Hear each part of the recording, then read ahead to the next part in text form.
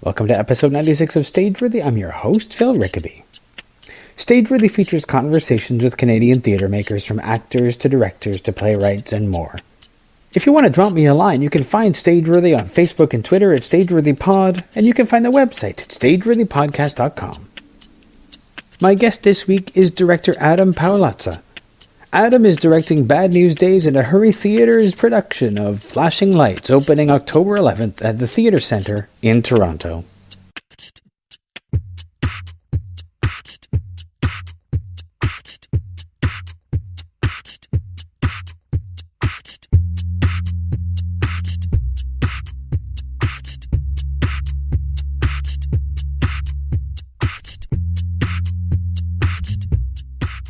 Can you tell me a little bit, Adam, about Flashing Lights? Yeah, Flashing Lights is a new play, collective creation. It started off as a collaboration between myself, Ravi Jain from Why Not Theatre, and Dan Watson from Ahuri Theatre. And it started off really exploring photography. Okay. And how the use of photography and the meaning photography had changed over time from its invention until kind of modern digital technology, and how that had affected us, the way we, read images, use images. And then Guillermo Verdecchia came on board, and it started to evolve. We developed it over a couple of years, and we just realized it became more about the way that we interface with all kinds of technology, and the way the internet kind of changes our perception of what's real, how the virtual has sort of like bled into, blurred the lines between reality and virtual reality. And we were started to read a lot of like Baudrillard about simulacrum, and Marshall McLuhan then became a big figure in it. And then we kind of came up with a story about a man who kind of inexplicably becomes famous through an image that goes viral on the internet. Because we started to read a lot about kind of like how YouTube was sort of spawning these kind of strange celebrities. Yeah. And so then once we had a story, that became the focus. And then it became about the man and his family. And so he sort of becomes famous for kind of literally like 15 minutes or something like that.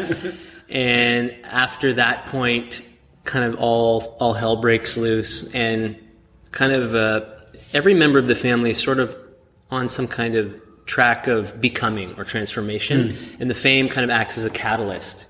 And after that, all the different members of the family are sort of propelled further along their lines of transformation, and it's almost as if time speeds up a little bit, which was also a way for us to kind of, I guess, deal with the phenomenon of that feeling of time speeding up, because of technology and the kind of anxiety that produces, and how that the speed of information and how our bodies have not necessarily, quote unquote, upgraded themselves to be able to keep up with that. And so now it's sort of sitting in this place where the mother is somebody who's working with a kind of a technology, sort of this idea of uploading her consciousness or going beyond the body. Right. And the father kind of becomes obsolete in a sense of he's not able to, like, after the fame kind of comes and goes, he's not able to be in that fast-paced world anymore. So he's sort of kind of stuck in the analog world, kind of. And the daughter is sort of searching for this other way through the body of connecting more with other beings, and not away from this idea that we use technology as a tool, and it kind of supports our attitude of proprietaryship over, the planet and things like that. So she's kind of interested in finding something within herself, another kind of consciousness that's based in a body that can relate to other bodies. And she's interested in the animal world, and something a little bit more, not necessarily going backwards, but finding a kind of a sideways kind of line of flight that allows her to feel connected in a way that's not this kind of digital connection. We started to get interested in this idea that Marshall McLuhan had, that digital technology is sort of like ones and zeros, and there's a connectivity that comes with that. But there's something that humans have, and McLuhan kind of used it in the context of a metaphor. So the two terms in the metaphor don't connect in this kind of binary way, and there's sort of this precarious space in the middle that the human imagination can fill and allow us to connect to each other and be present in a more meaningful way. So that's sort of kind of a thematic backdrop. Yeah. As a collective creation, you say you were working on it for 2 years? Yeah, sort of the way these things go is, you get some funding to do research and development. You work for a couple of weeks. You kind of go away. You have to wait a year or two. And so we've done like 4 weeks here, 2 weeks there. The last time we worked was 2 weeks in last May. Before that, it was 2 weeks in September 2015.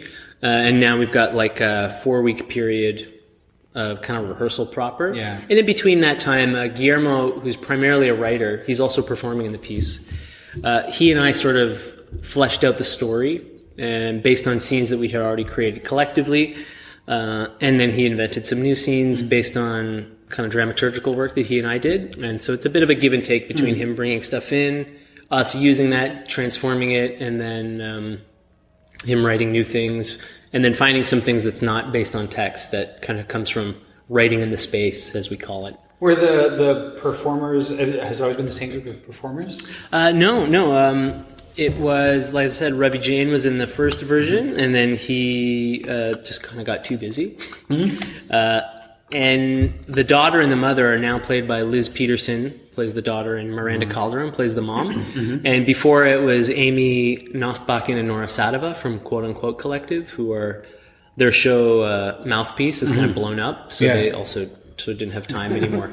But they're still supporting us, in spirit. So when you're getting actors together at the beginning of the collective process, what is it that you tell them? What is your starting point with a group of people? Yeah, that's a good question. It really depends on the project.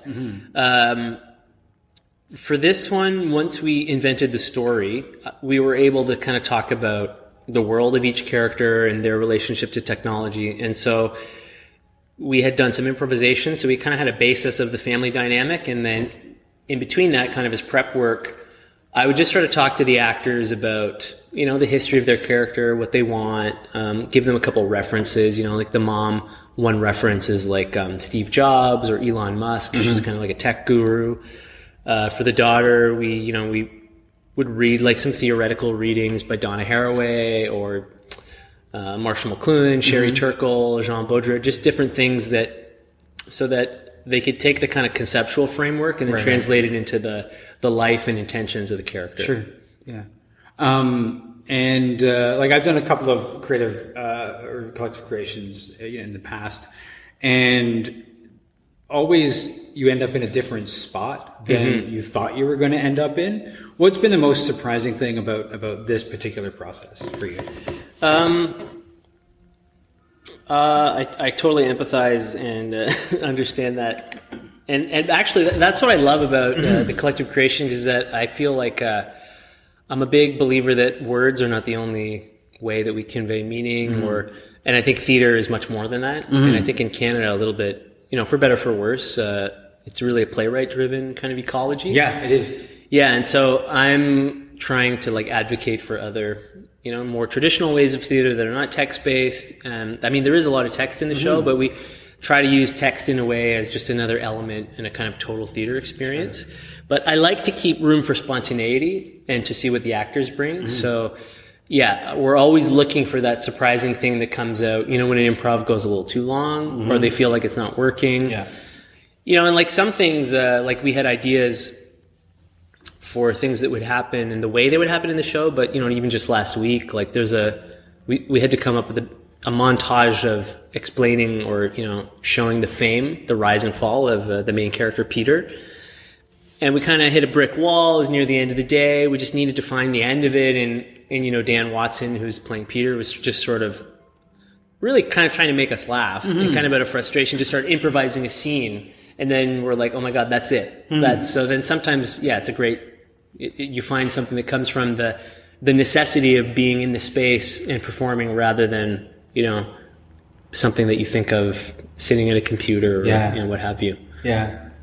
And I find that's what makes, and the other thing I like about collective creation too is that it is kind of more of a democratic process. So I think it would just be boring if it was just my ideas kind of thing. Yeah. So I think about it more like I like as a director come and give them, I do prep in kind of a traditional way of the super objective of the character, the objective of the scenes, but then leave room for them to bring what they feel, like defend the character on their own terms. And so that then it has more of a heterogeneous feel of, that things are coming from their own experience, and also that they own the material a little bit more after. So just to get away from this play just for a little bit, I'm curious, and one of the things I always talk about on this podcast with people is what it is that drew them into the world of theater. What was their, why theater? Right. Of all the things that you could do with your life, what was it that made you want to do this? For me, I was taking like an art class in high school, and my art teacher was like, "Oh, you should audition for the play." It was like grade 9, and I just happened to get a good part, and I just really liked theater class after that, so I just kept doing it. And at that point, I was really just an actor.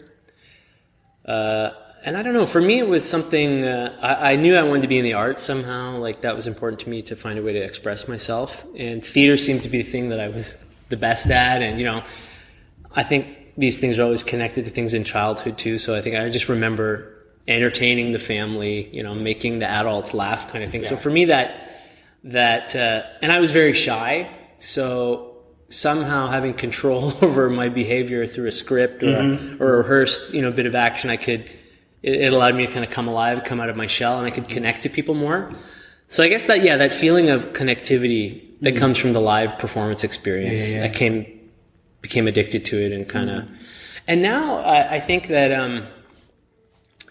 with the ascendancy of film in the 20th century, and now it's like the internet and Netflix and all that stuff, like I think those things are great, and I don't think it's either or, but there's something about getting people together in a room and that feeling, I love the feeling on an opening night when the actors maybe flub a line a little bit and a bit of reality creeps in.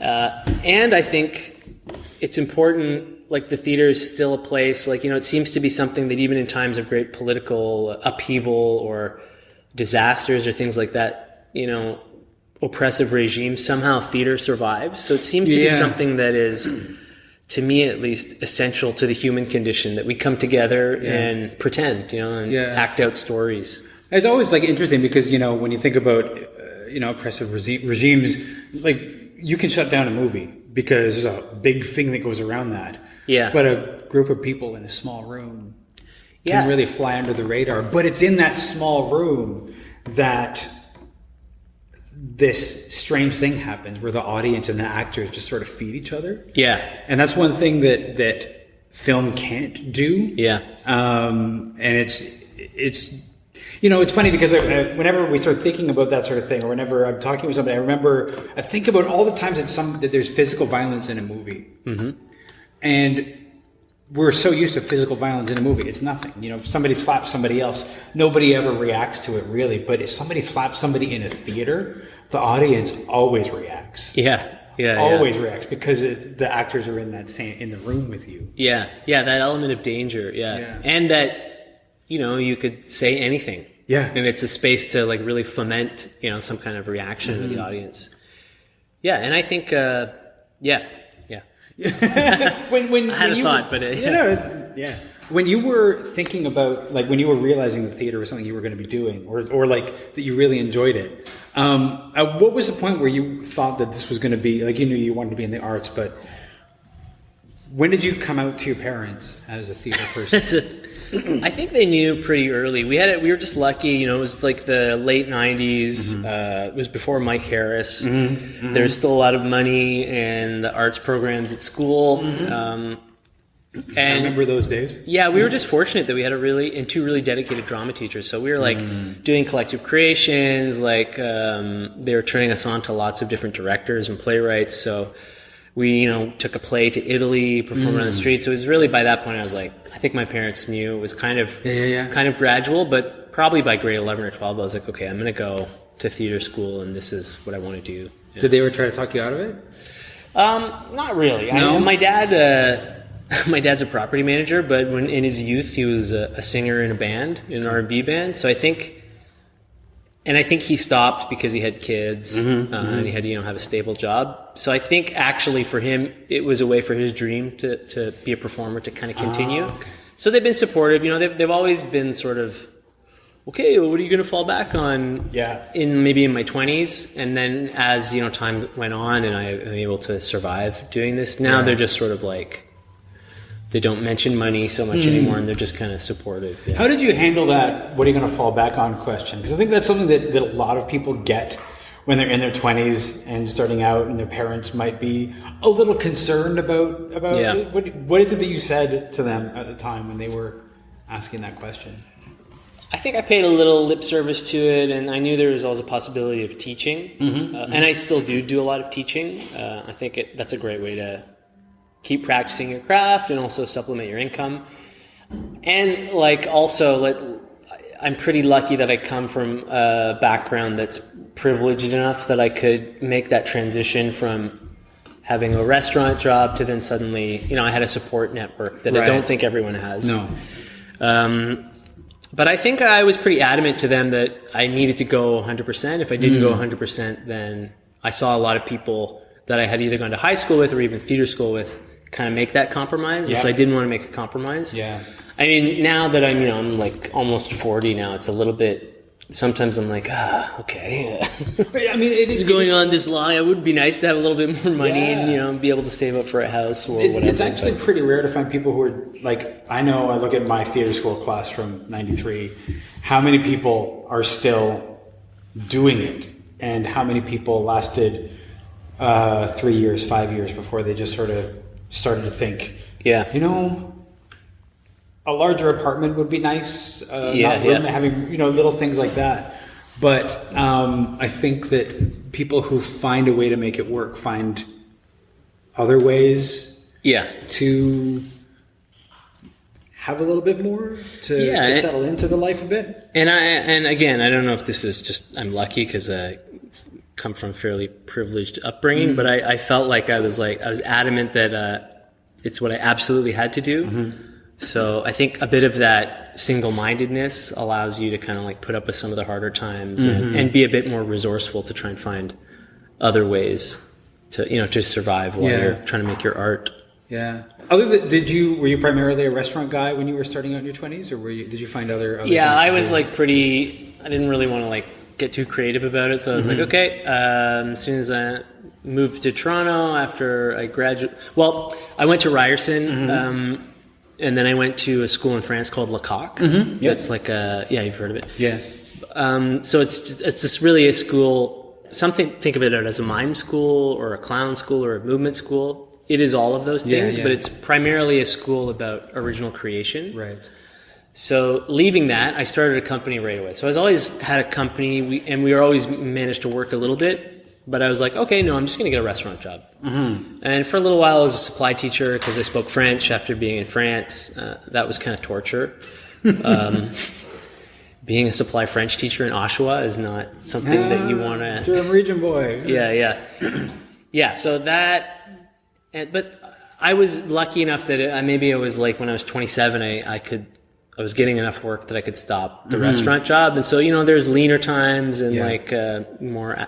thicker times, but since then I've been able to there's always been something. Mm. So you went to Ryerson initially to theater school. Did you audition for any other schools, or was it Ryerson for you initially? I auditioned for NTS, the National Theater School. Didn't get in. U of T, I think I got into the Sheraton program. George Brown, didn't get in. And Ryerson offered me a scholarship. Okay. But they had an audition too that I remember was create your own piece. Oh, shit, really? Yeah, and I was always drawn to that, so that seemed like my people kind of thing.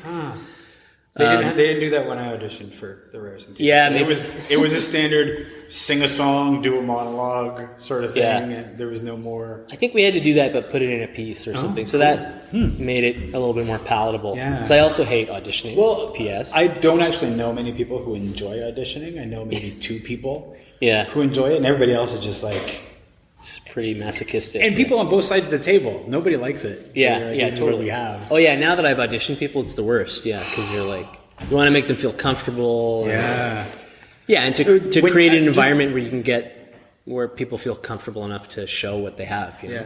When you're saying that you want to make them feel comfortable, are you talking about when you're behind the table or when you're auditioning? Behind the table, yeah. Because I always feel when I'm if I walk into a room that I'm trying to make them feel comfortable. Right. Because I've also been on that side of the table, and sometimes it's not comfortable. Yeah, I guess that comes to just sort of like, okay, I made a couple of choices, I'm going to defend them. So what drew you to the Lecoq School? Well, part of the Ryerson training I really liked, and other parts I really didn't like. I still felt it was really this kind of British kind of rep colonial model, and I was getting, they had this kind of like ideology, or they had this sort of like attitude that, it's going to be very fair, anyone can play anything, but then it was always just sort of like the tall, blonde, white guy that got the main role.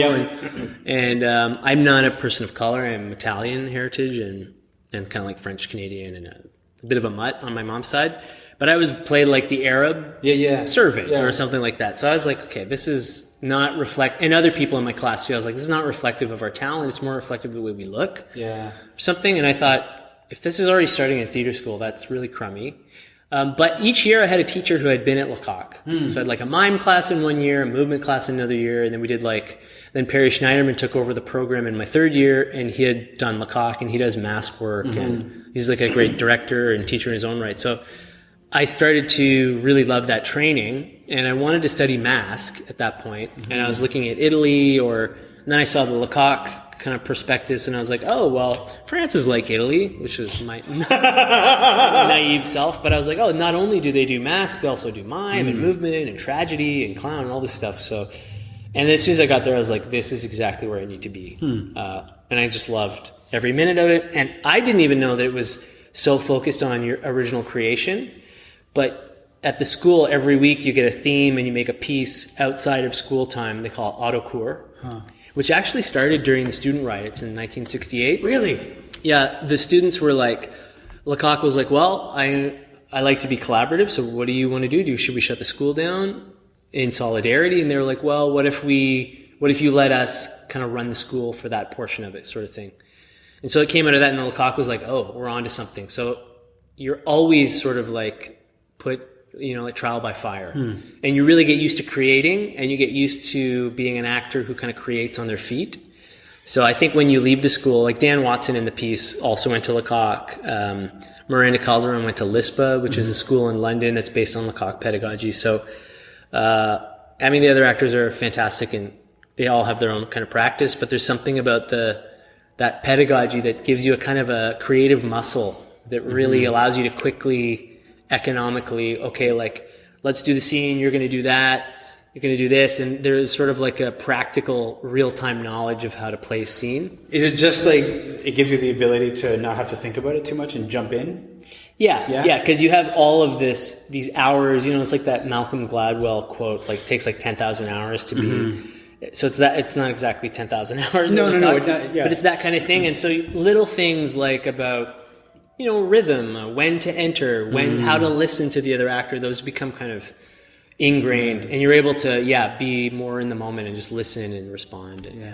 The autocours, does everybody get the same theme, or does everybody get a different theme? Everyone gets the same theme. Okay. Yeah. So, and then you make your little groups, and it's an international school, so you might have somebody in your class from like Rwanda or Spain or Norway or whatever, and then you show it on Friday in front of the whole school, and the teachers critique it. And it was also, that was great because they're very, not harsh for the sake of being harsh, but in a positive way, very unforgiving. And sometimes they stop you right away, like, okay, bon, merci. And you ask, well, do you have any notes? No.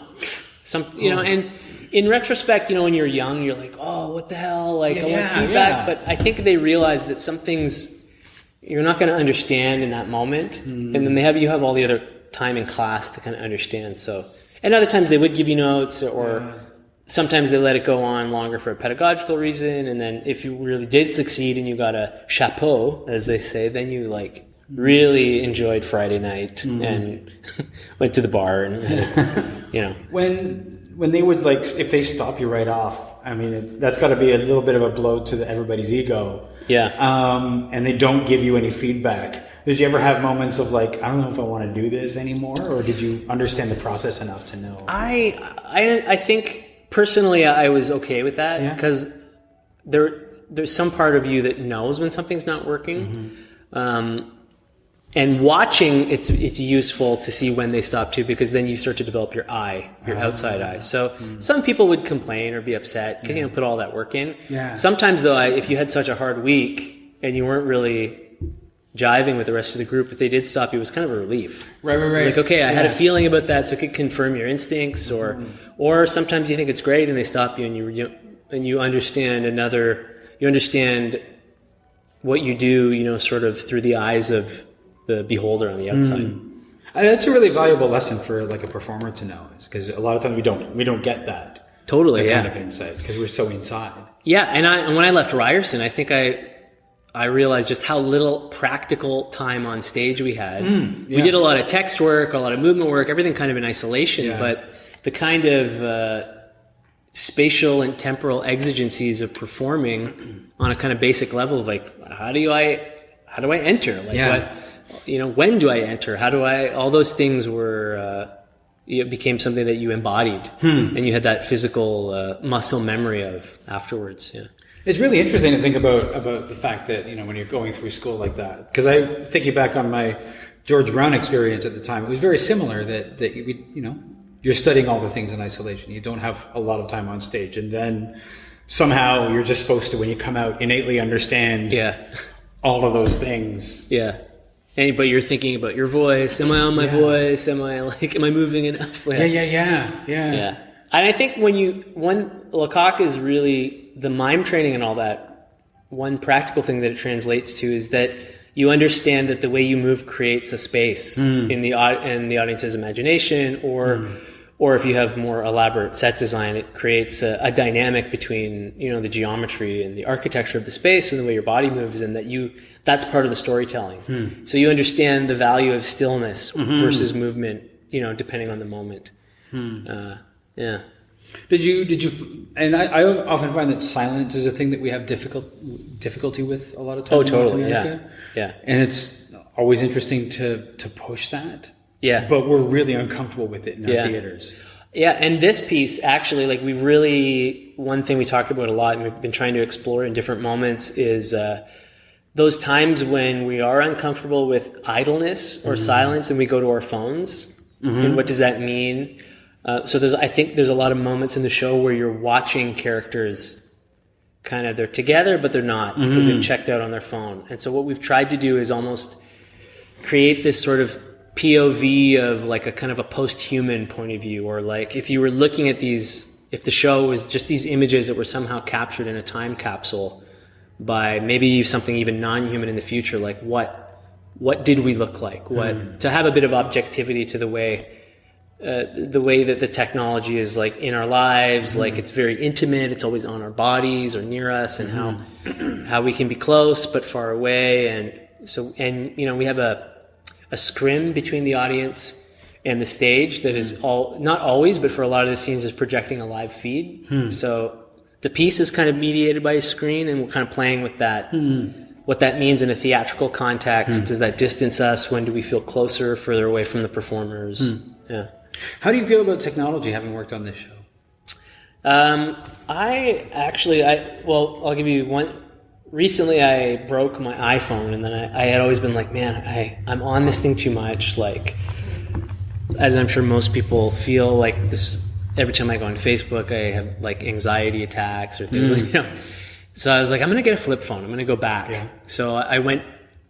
It's sort of, so in a long story short, it's opened my eyes to my own kind of habits around it. And then just all the research we've done, I think and this is sort of a Marshall McLuhan idea, that it's not that things are good or bad, but it's how they affect, it's our relationship to them and how we use them. Yeah. So I think it's definitely made me more aware of how much time, when does the technology, there's a certain point where I'm like, okay, I don't want the screen in my bedroom anymore, or these kind of things. And I do think it's naive to think that we are going to stop or that it's going to go backwards. Yeah. Hopefully it'll go forwards in a different way. I think that's what the character of the daughter, Tur, is looking for, like kind of a third way that's not just like, okay, let's go in whole hog, which is more the mother sort of wants to advance that process after the fame of the father. But I think I'm interested in this more, like I identify more with the daughter's idea of like, it's great to have this stuff, I'm not going to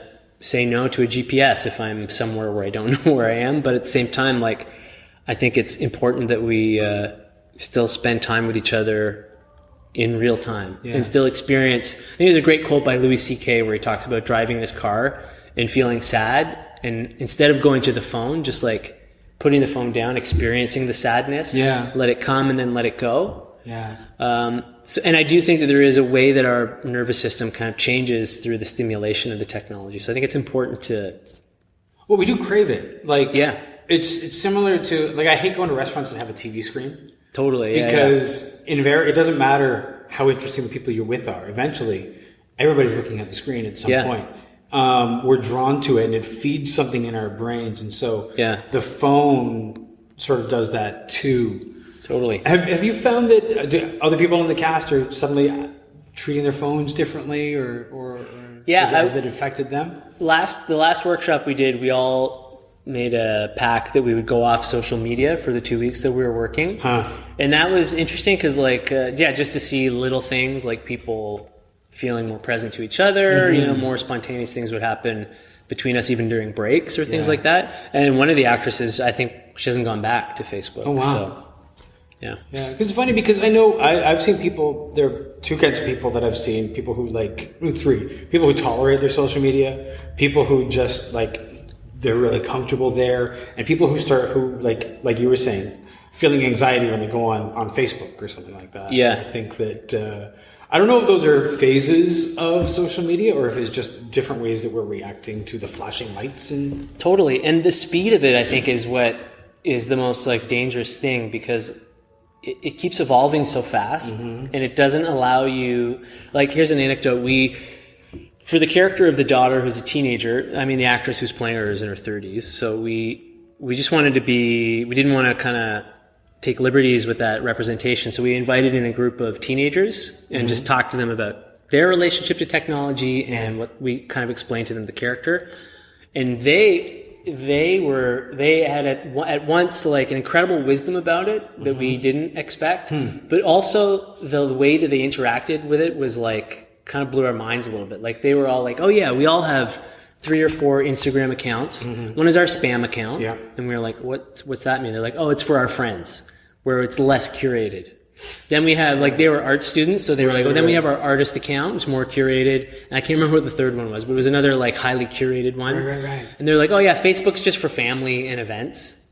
Email, hardly at all. It's funny because I remember talking to a couple of people. They were like, well, you're looking for somebody that age. They're going to be on Facebook. And it's my mom saying that. I'm like, they're in there. They've just turned 19. They're not on Facebook. Yeah, they're on Snapchat. They're Snapchatting. It's still Instagram, but it's still, they're not on Facebook. If they're on there, it's so they can talk to you. Exactly, yeah. You know?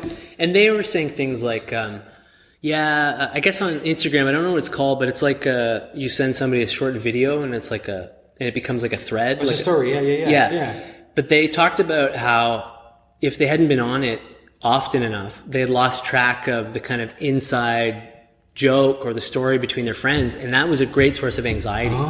And so what they were saying was I have to just keep up with this one thread. It's been going for 100 days. Or another one was I have to sometimes just go off for a month or two. Yeah. Because that pressure of keeping up and even just knowing what their friends are talking about. And then they were talking about this I was like, oh, that's an incredible perspective. They were like, yeah, we really think a lot. We're really worried about kids that are younger than us that will never know what it's like not to have these social media platforms, which seemed to be something that we had said about these kind of 17, 18-year-olds, but that they were already thinking about that for 10-year-olds or...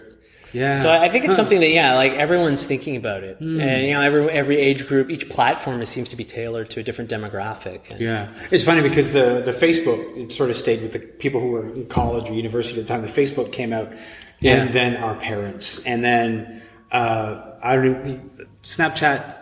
I'm there, but I don't really. Yeah, I think I had it for a bit, and then I had to okay. But I had never thought about how stressful for people, young people.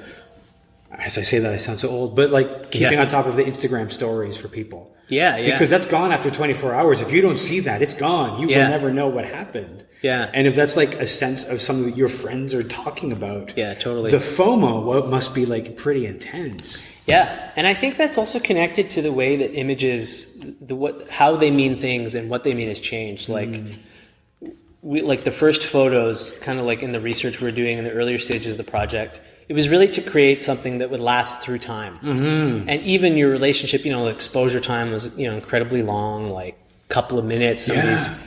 But now it's, the photo is instant. And it has this ephemeral, or like the stories on Snapchat. It's got this ephemerality to it that is, once it's gone, it creates this FOMO. Or also, it's like, when are we going to attend to all these photos that we've taken? Yeah. It seems that when you had the artifact, the printed photo back in the old days, not even that long ago, like, now it's like they're on a hard drive somewhere. Or also, like, if you have, say you break up with somebody, like suddenly you have all of this photographic evidence, so to speak, but the inundation of the images, and that we take them so that we can look at them later, but do we ever look at them later? Because that's we always the thing, need a new right? one. That's the thing. The other thing that's kind of interesting is, like, if you break up with somebody and Facebook offers to block them for you. Right, yeah. Like, you change your relationship status, and Facebook is like, we can stop you from seeing them if you want. Like, and there are services that you can get that are be like, all right, so I'm going to block all these people for you, all of their friends, so that you can't be involved, so you will never have to feel that pain again, or whatever. Yeah, it's crazy. So crazy that there's an algorithm that will figure that out. Yeah. Yeah. Huh.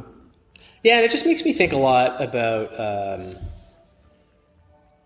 like, I miss the days when I would watch much music, like in the 90s, and you didn't know what you were going to get. Yeah. And if you got stuff that you liked, that was a surprise. But now it seems to be the idea that you curate everything about your life feels that you don't get exposed to surprise, that you never leave your kind of bubble of experience. That's actually really true, because I remember those days on Much Music. It was like listening to the radio. Yeah, exactly. Because you didn't know what you were going to get. And now, we've got our Spotify playlists, and we know what those are. We can watch, we know what's coming next. We're never surprised in that way. Yeah, and I feel like our bodies, like our nervous systems are, I don't want to use the word design, but they have evolved. They work well with surprise, actually. They work well with adaptation, and it's good to not be stuck in a kind of any kind of like synaptic, neurological pattern. So I feel bad, or I wonder what all this stuff is doing to us, and that those kind of like primordial ways that we interface with our milieu have been kind of disrupted by this. And I hope that kids have that experience of being like something that, that they don't like at first, but then they grow to like it because they have wisdom, there doesn't seem to be a lot of place for wisdom in this kind of like connectivity of the digital kind of binary schema. I think that's where theater becomes really interesting. Yeah. Because you're in a room, can't use your phone. If you open your phone in a theater, everybody knows it. Yeah. And it's a room where you don't, like, the things that you're most used to, the tropes on TV and film, are not likely to happen.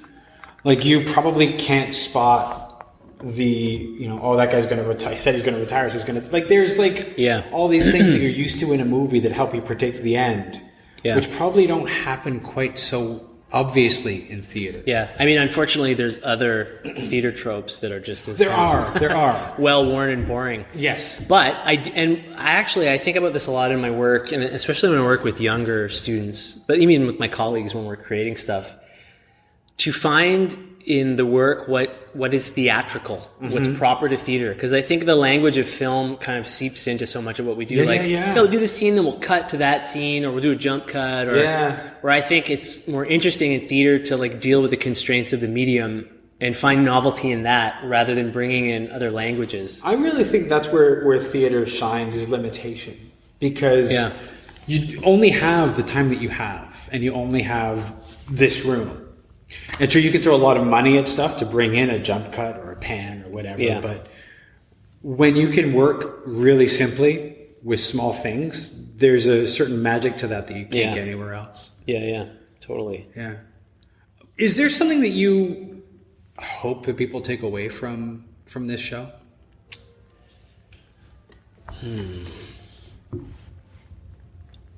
I hope that on a first pass it feels very strange, and then I hope that there's an effect of, oh, this is not that far from reality. And what I'm hoping is that the kind of mirror that we're reflecting back on all of us, and we're trying to do it in a sort of non-dogmatic way, not to say that this is good or bad, but this is what it is. I mean, hopefully it's just creates a space where people feel like they have the agency to reflect, or they have maybe a bit more agency over their relationship to technology. Yeah. And I know we were talking about how you've given up your smartphone and gone back to a flip phone, but are you on social media? I am, yeah. I haven't. I struggle with this all the time. I'm still on Facebook and Instagram. The excuse that I use is that, well, I need to be on Facebook so I can publicize events, and Instagram to publicize the show. But more and more, I even see artists that I like that are not on them anymore, and I still know when they're. So I don't know. I wonder if I could even go whole hog and just sort of not use any of them. You could do like an experiment for a while. Yeah, and again, I think it's a thing of like they aren't bad in and of themselves. Yeah. However, though, the one thing that does really, I don't know if I'm trying to get this into the show, but it just might not fit. But the thing that worries me is the way that so much of our information and data is being collected by. Yeah. So I feel like big data is the next big like villain or something like that. So I do worry that who owns these platforms, because in the beginning the internet felt so democratic. Yeah, it did. And now, with the net neutrality being threatened and the fact that Google is so powerful, and now they, I read an article I can't remember if it was The Guardian or New York Times about how the Pentagon is talking to Google. So the sort of benign, neutral nature of these companies for me is becoming more problematic. Well, they all know so much about us. Like, it's always like occasionally on Facebook, you see the meme where Facebook is going to start charging unless you share this message or whatever. Yeah. And I'm always like, Facebook is never going to charge because you're their product. Yeah. Everything you do tells them something that they sell. Yeah. They're funded by what you tell them about yourself. This is an idea that McLuhan had too, that now with the sort of electronic age, and I think he was really like about to say internet. Maybe I think he even coined World Wide Web. I'm not sure. But I feel like what he says is we have become the content. Yeah. Which I think is like, it's interesting in theater and some of the new trends where the audience is given a lot of agency. And I think that's a healthy thing. But the way that it's kind of like almost silently crept into the way we use technology, sometimes I worry about that. Yeah. Especially with younger people who don't, like I wasn't thinking about those things when I was younger. No. And just the idea that, your facial recognition information, all of the information about what you like and what you don't like, that you're not just putting that on, it's not benign. Yeah, no, it's not. Somebody's making a profit off that. So again, we have to talk about capitalism. We have to talk about who owns the means of representation, all these kind of things. So, and again, I think, like you said, theater being live, there is a way to short circuit that. Whereas, the connection between audience and spectator, there is that empty space between us, but we fill that with our imagination rather than, There's a lot of spaces in this city where that space between us is not that huge. Totally, And that's one of the things I really enjoy about this small space. In terms of all that, all that thinking about all that data, and so that might not be something that you can fit into the show. Do you feel liberated from that? Giving up your phone, or I mean, obviously you still use the internet, so you're not completely off that. Yeah. But you're not giving them quite as much information about where you go. Yeah, I do feel a bit. I feel like like on break during rehearsal or something. If I don't have my computer with me, not having that access, I try to cultivate time where I just do nothing, and even retrain my mind that that's okay, that's actually valuable, that boredom is something where creativity, it creates a space for creativity rather than constantly trying to like placate some kind of like, desire. Really. And I think that's a nefarious thing too, that, so much content is sexual obviously, but that it's connection toward desire in a very, easy way. We slip into it and then suddenly, they have access to like, I'm sure if somebody showed you your internet history, it would be terrifying. Right? Like what kind of a story would that tell? Yeah. And that things become documented. And I think that changes our relationship to our actions. It's interesting what you're saying about boredom. I spent it's almost been a recent rediscovery for me about the importance of boredom. Yeah. I was spending so much time with video game or Netflix or social media or something that I was like, why aren't I writing anymore? And I was like, my brain doesn't have time to imagine things. Yeah, totally. Yeah. I think that, I read more and more articles about that, like especially with children or teenagers. Like one of the books we've been reading, it's by Sherry Turkle. I can't remember what it's called, but it's something about leaving space for boredom and leaving space for conversation. Because another thing that, like her research with teenagers, is that people are shying away from real-time conversation. Yeah. Because it produces too much anxiety. Yeah. You can't curate what you say. You might get a response that you have to deal with right away. Yeah. To me, I'm like, oh, obviously, but it also so sad and kind of blows my mind that's people are breaking up with each other through text messages or talking to each other through text messages. So it's like this thing where she talks about it brings us close together in one way, but takes us further apart on the same gesture. Well, this has been a really good conversation. We're pretty much out of time, but thank you so much for talking to me today. Yeah, it's a pleasure.